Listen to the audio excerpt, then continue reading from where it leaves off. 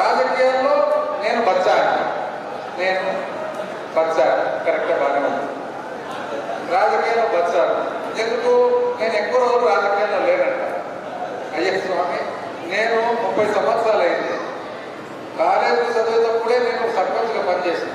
2 పర్యాలు సర్పంచ్గా పనిచేసి వస్తున్నాను కాలేజీలోనే. అప్పుడే మా నాయన సర్పంచ్గా ఉంటే ఆ బాధ్యతలు నేను చేస్తూ ఇంజనీరింగ్ అయిపోయిన వెంటనే వచ్చి ఇమ్మీడియట్గా సర్పంచ్గా పనిచేస్తాను.